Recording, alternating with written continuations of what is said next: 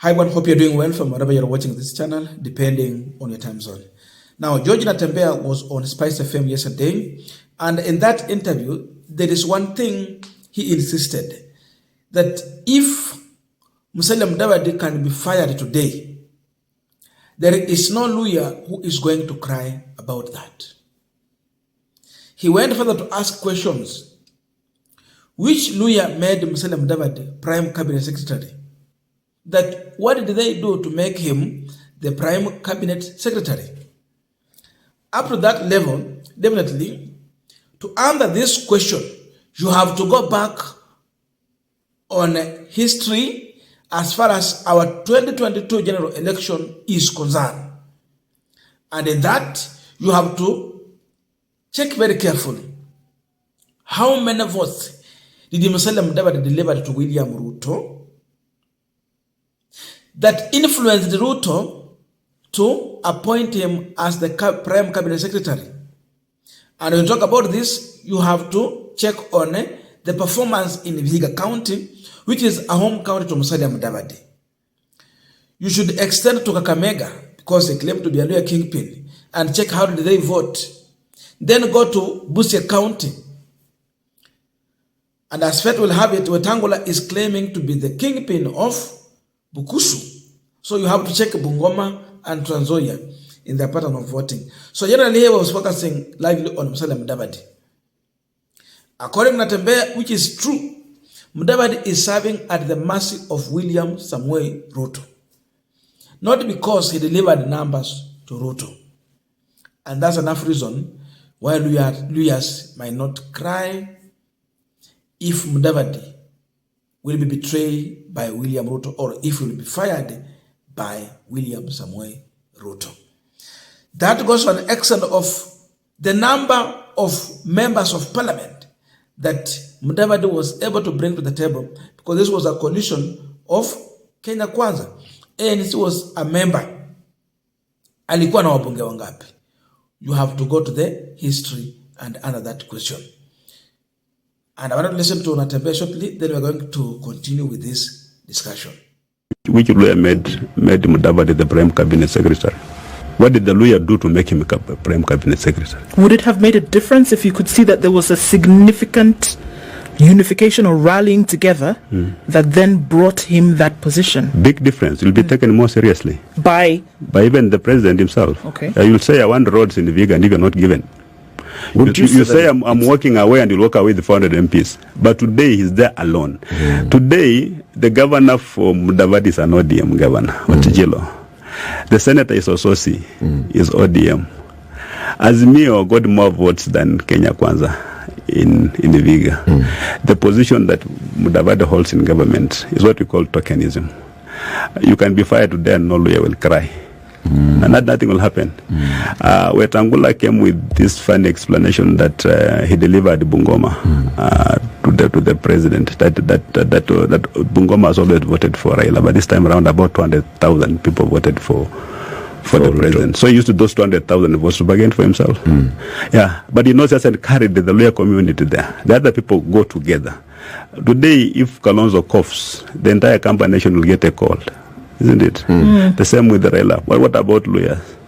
In fact, I can confidence today that if the president wants to talk to the lawyer nation, he'll go through Raila, because Raila has got 20 members of parliament in Western. NC has 5, Ford Kenya has 5, DAP has 5, out of over 40. So the dominant political figure there is ODM.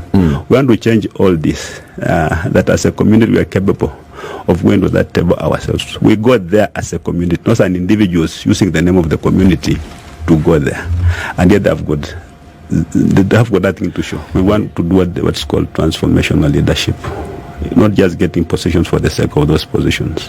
What are we doing with those positions to transform the lives of our people? Eric, for instance, there is a sub-county in Trans Nzoia called Saboti. Saboti is to be represented in parliament by Michael Omalo kijana. Wakati wa siasa mbaya, maisha mbaya.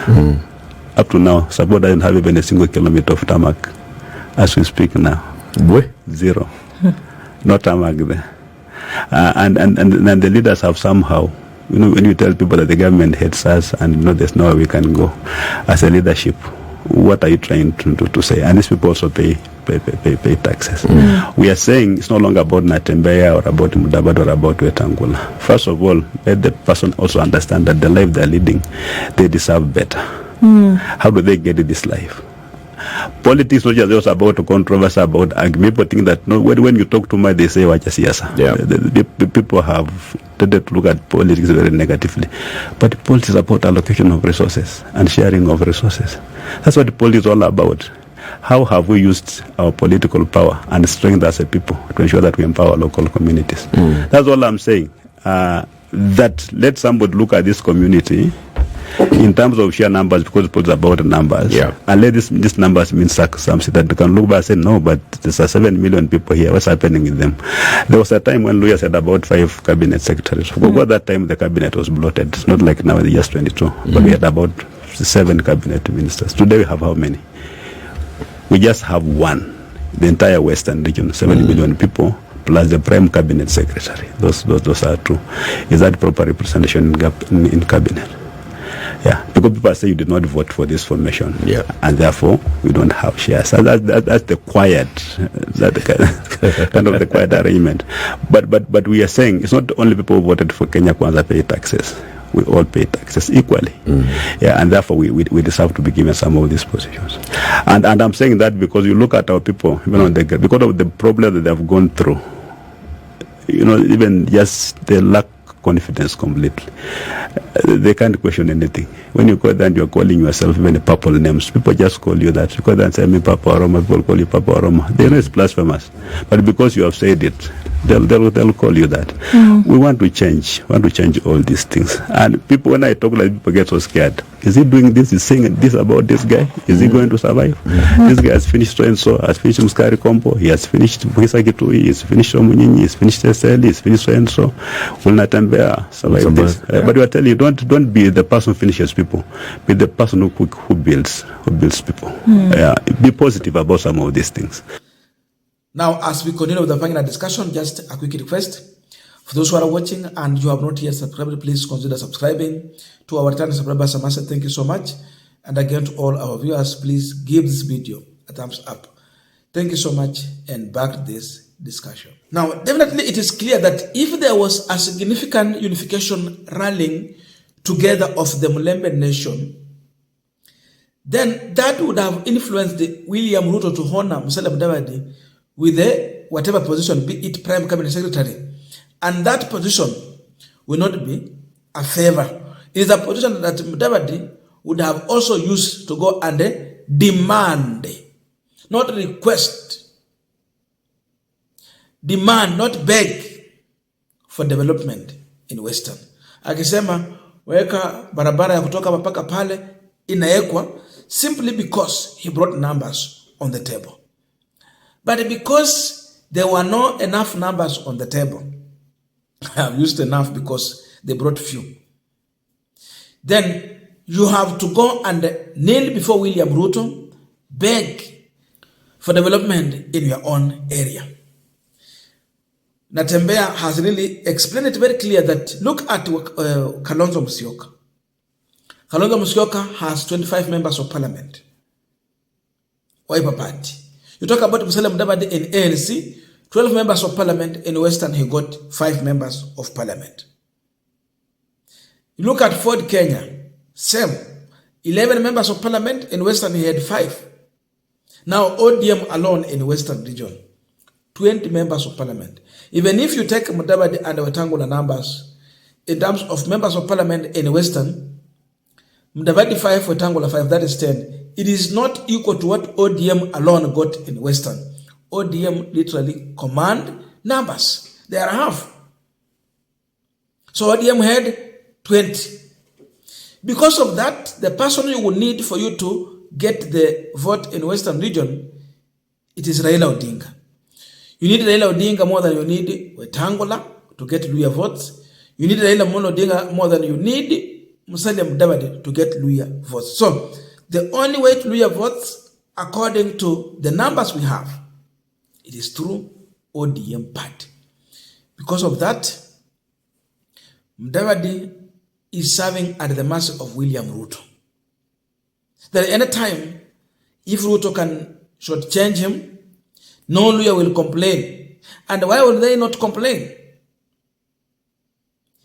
They did not vote for Musalia Mudavadi candidate. If Luhyas were convinced and vote for Musalia Mudavadi's candidate, William Ruto, in large numbers, then there can be a feeling of that kind of betrayal. But because they voted elsewhere, you don't feel bad if the person you not vote for an assembly or some kind of betrayal like that. There will be no majority of Luhyas who are going to sympathize with him or cry about it because they never believed in the candidate that Mudavadi was selling in Western.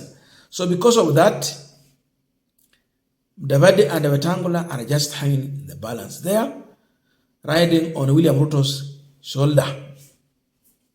So it depends on Ruto's masses on them. Hakuna Waluhya watafanya nini?